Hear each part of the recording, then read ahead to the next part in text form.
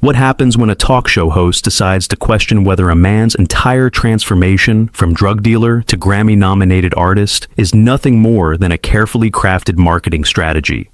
What you're about to witness is one of the most raw, emotional confrontations ever captured on daytime television. The moment when Jelly Roll, the tattooed giant from Antioch, Tennessee, was forced to defend not just his music, but his very right to redemption. The studio went cold. The audience held their breath. And Joy Behar discovered that some stories are written in scars too deep to be dismissed as branding. Before we dive into this incredible story, make sure to subscribe and drop your thoughts in the comments, because this confrontation is about to change everything you think you know about second chances.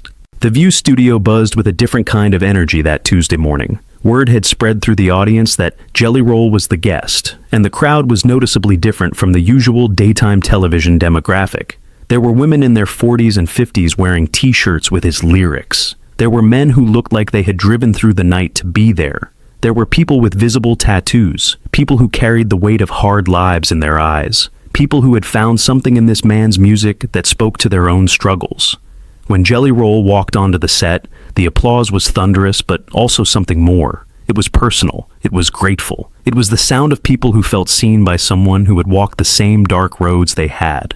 He was impossible to miss. 6 feet tall, over 300 pounds, tattoos covering his neck, his hands, creeping up toward his face. His eyes swept across the audience, and he nodded, acknowledging faces he would never know but somehow understood.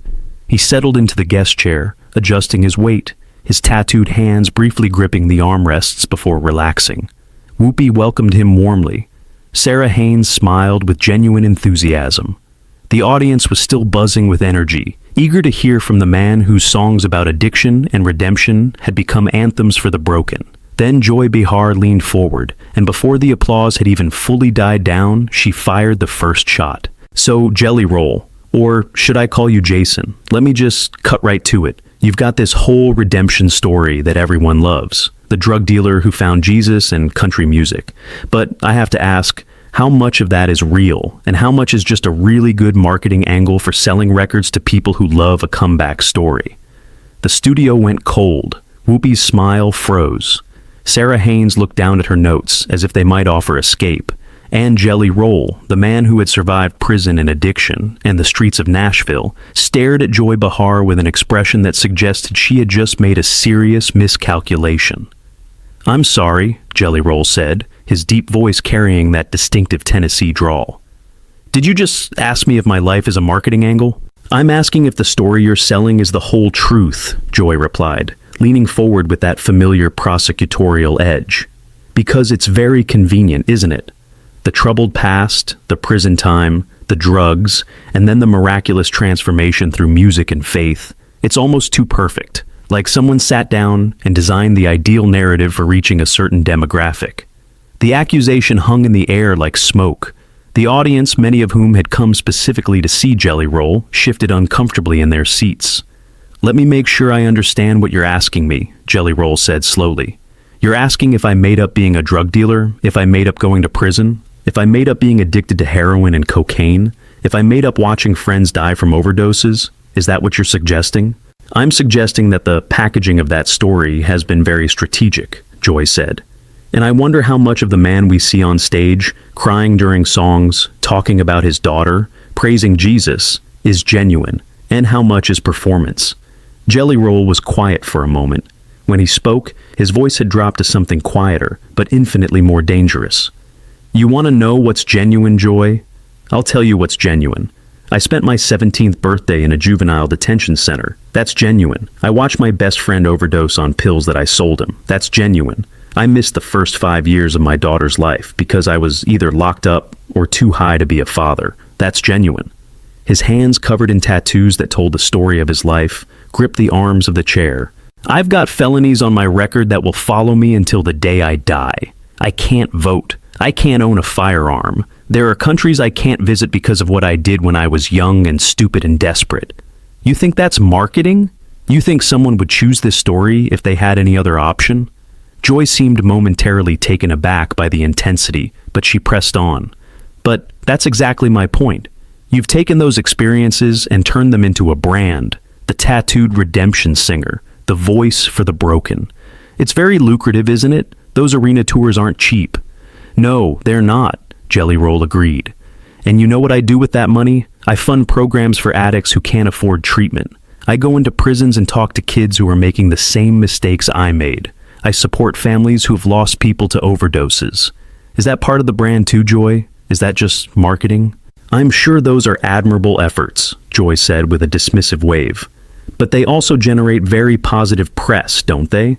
Every time you visit a prison, every time you talk about your past, it reinforces the narrative. It's hard to separate the genuine from the calculated. Let me tell you about the last prison I visited, Jelly Roll said, his voice dropping to something more personal. It was in Kentucky, maximum security. I sat in a room with 50 men who are never getting out. Men who have done things that society has decided are unforgivable. And I told them my story. I told them about the times I almost died, the times I wished I had, the moment I decided to change. He paused, his eyes distant with memory. One of those men came up to me after. He was maybe 60 years old, been locked up for 30 years. He grabbed my hand and he started crying. He said he'd given up hope a long time ago.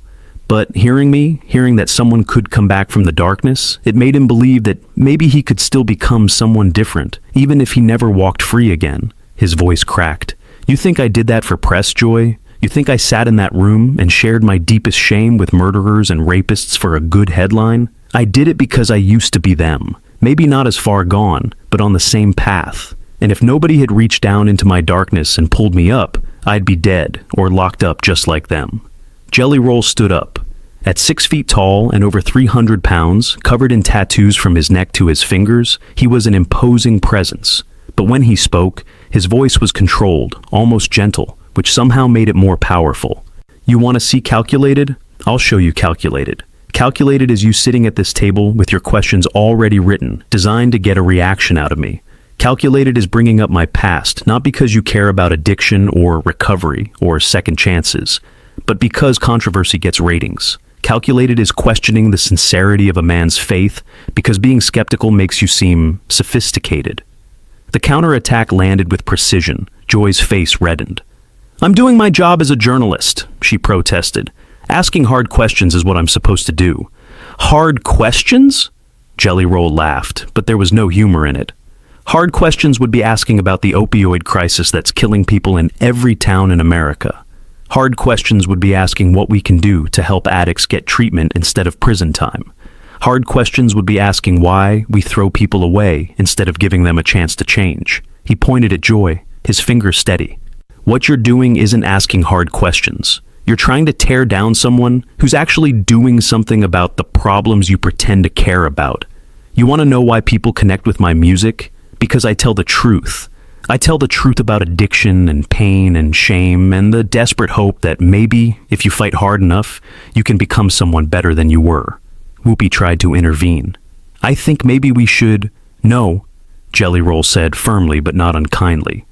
I appreciate what you're trying to do, Whoopi, but I need to finish this, because this isn't just about me. This is about everyone out there who's fighting to change their life and being told by people like her that it's not possible, that it's not real, that redemption is just a marketing strategy. He turned back to Joy, and his voice dropped to something almost intimate. I've got a daughter, Joy. Her name's Bailey Ann. She's the reason I got clean, the reason I'm still alive. When she was little, she used to visit me in jail. Do you know what that does to a man? To see his child on the other side of that glass, knowing that he put himself there, knowing that he's failing her every single day? His voice cracked slightly, but he continued. I made her a promise that I would become someone she could be proud of. Not a promise to a record label, not a promise to fans, a promise to my daughter, looking in her eyes, swearing that her daddy was going to change. And I have spent every day since then trying to keep that promise. He looked out at the audience, and his voice grew stronger. My wife, Bunny, she knows everything about me, every terrible thing I've done, every person I've hurt, every lie I've told. She knows about the women, the drugs, the violence, all of it. And she chose to love me anyway. Not because she's naive or because she doesn't know the truth, because she believes that people can change. She's seen me change. She's been there for the hard nights when I wanted to use again, and she held me while I cried instead. His voice was thick with emotion now. That woman has stood by me through things that would have made most people run. She's believed in me when I didn't believe in myself. And you want to tell me that my transformation is just marketing? You want to tell me that the life we've built together, the family we've made, the love that saved me, is all just a branding strategy? Tears were visible in his eyes now, but he didn't wipe them away. You want to call that marketing? Fine, call it whatever you want. But I know the truth. My daughter knows the truth. And the thousands of people who've come to me after shows, crying, telling me that my music gave them the courage to get help, they know the truth too. Joy seemed uncomfortable with the raw emotion on display. I didn't mean to suggest that your relationship with your daughter isn't genuine. Yes, you did, Jelly Roll cut her off. That's exactly what you suggested. You suggested that everything about me is calculated, that nothing is real, that even my love for my child is part of some elaborate brand strategy. And I'm here to tell you that you're wrong. Dead wrong. He sat back down, but his presence still dominated the room. You know what I find interesting about people like you, Joy? You've never had to fight for anything real. You've never had to claw your way out of a hole that you dug yourself. You've never had to look in the mirror and hate what you see, and then find the strength to change it anyway. So you don't believe it's possible. You think everyone who claims to have changed is lying because you can't imagine having the courage to change yourself. The observation was devastating in its directness. Joy's mouth opened and closed without sound. Let me tell you something about my past that I don't usually share, Jelly Roll continued. When I was at my lowest, when I was using every day and selling to support my habit, I had a gun in my mouth. I was ready to end it. The only thing that stopped me was the thought of my daughter growing up without a father, even a terrible one. The studio was absolutely silent. Even the cameras seemed to be holding their breath. That's not marketing, Joy. That's rock bottom. That's the moment when you realize you have to change or die. And I chose to change. It wasn't easy. It wasn't quick. It took years of work and failure and getting back up again. But I did it. And now I use my music to tell people that if I can do it, they can too. His voice rose with passionate conviction. Every person in every prison I visit, every addict I talk to, every kid who's heading down the wrong path, I tell them the same thing. You are not your worst mistake. You are not what you did yesterday. You have the power to become someone different. And that message isn't calculated, Joy. That message is the only thing that kept me alive long enough to be sitting here today. He looked around the studio, making eye contact with audience members who were openly crying. I see people out there who know exactly what I'm talking about, who have fought the same battles, who have lost people they love to the same demons. They didn't come here to see me get torn down by someone who's never walked a mile in our shoes. They came here because they believe in second chances, because they need to believe that change is possible. He turned back to Joy. What do you believe in, Joy? Besides controversy and ratings? What have you ever fought for? What have you ever overcome? What message do you send to the world besides skepticism and cynicism? The questions hung in the air like accusations. Joy seemed to shrink in her chair. I believe in asking tough questions, she said, but her voice lacked its earlier confidence. No, you don't. You believe in safe questions that make you look edgy. You believe in attacking people who can't fight back, who are trained to smile and take it because that's what celebrities are supposed to do. But I'm not a celebrity, Joy. I'm a survivor, and survivors fight back. Sarah Haynes finally spoke up. Jelly Roll, I think what Joy was trying to say... I know exactly what she was trying to say, Jelly Roll replied, his voice softening slightly as he acknowledged Sarah. She was trying to say that my story is too good to be true, that no one really changes that much, that underneath all the talk about redemption, I'm still the same drug dealer who used to poison his own community. He paused, letting the words settle. And you know what? Part of me agrees with her. Part of me still feels like that person. Part of me still carries the guilt of every bad decision I ever made. I've got friends who are dead because of drugs I sold. I've got a trail of broken relationships and disappointed people stretching back 20 years. That doesn't just disappear because I wrote some songs about it. His honesty seemed to catch even Joy off guard. But here's the thing, Joy. Redemption isn't about erasing the past. It's about building something different in spite of it. It's about taking all that pain and shame and turning it into something that might actually help someone else. That's what I do every day. Not because it makes me feel better about myself, because it's the only way I know to make any of it mean something." He turned to look at the audience, and his voice took on a preacher's cadence. "I've sat with mothers who lost their children to the same drugs I used to sell. I've looked them in the eye and told them what I did. I've asked for their forgiveness knowing I don't deserve it. And you know what most of them say? They say thank you. Thank you for being honest. Thank you for trying to stop it from happening to someone else. Thank you for not pretending you're better than you are." Tears were streaming down several faces in the audience now. That's what redemption looks like, Joy. It's not pretty. It's not comfortable. It's not a marketing strategy. It's getting on your knees every day and asking for the strength to be better than you were yesterday. It's facing the people you hurt and owning what you did. It's using the worst parts of your story to maybe, just maybe, prevent someone else from writing the same one. He stood up again, and this time it was clear he was preparing to leave. "I want to say something to everyone watching who's struggling right now, who's in the grip of addiction, who's locked up and feeling hopeless, who's made mistakes they think they can never come back from." His voice broke with emotion, but carried across the silent studio. "You can change. I know it doesn't feel like it right now. I know the voices in your head are telling you that you're worthless, that you'll never be anything different, that you might as well give up. Those voices are lying. I'm living proof that they're lying. It will be the hardest thing you've ever done. You'll fail more times than you succeed. But if you keep fighting, if you refuse to give up, you can become someone you never thought you could be." He looked at Joy one final time. "That's the message I carry every day of my life. That's why I tell my story. Not for marketing, not for money, but because somewhere out there is someone who needs to hear it. Someone who's holding a gun the way I once did, trying to decide whether life is worth living. And if my music, my story, my willingness to be honest about where I came from can convince even one person to put that gun down, then everything I've been through was worth it." He wiped his eyes with the back of his tattooed hand. "You ask me if I'm genuine. Here's my answer. I've been more honest with the world about my failures than most people are with their own families. I've talked about addiction, about crime, about the people I hurt, about the shame I carry every day. I've done it knowing that some people would never forgive me, that some doors would always be closed, that my past would follow me forever." His voice dropped to a near whisper that somehow filled the entire studio. That's not marketing, Joy. That's confession. That's penance. That's a man trying to make amends for the damage he's done by helping others avoid the same path. And if you can't see the difference between that and a branding strategy, then I feel sorry for you.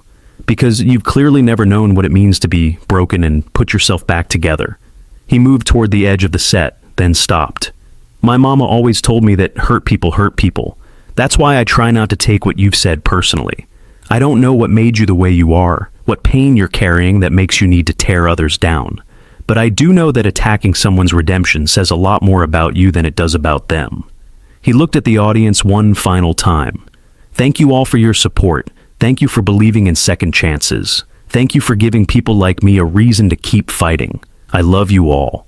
And with that, Jelly Roll walked off the set of The View, leaving behind a studio transformed. Women were crying openly. Men were wiping their eyes and pretending they weren't. The other hosts sat in stunned silence, clearly moved by what they had witnessed. Joy Behar remained at the table, looking smaller than she had at the beginning of the interview. Whether it was shame or embarrassment or something more complicated, only she knew. But the audience's silence spoke volumes. No applause for her tough questions. No validation for her skepticism. Just the echoing weight of a man who had bared his soul and challenged everyone watching to decide what they really believed about redemption. What had started as a promotional appearance had become something far more profound. A testament to the power of honesty. A rebuke of cynicism. A reminder that behind every comeback story is a human being who fought battles most people can't imagine. What do you think about this incredible confrontation? Was Joy Behar out of line, or was she just doing her job? Drop your thoughts in the comments below, and make sure to subscribe for more stories that will absolutely leave you speechless.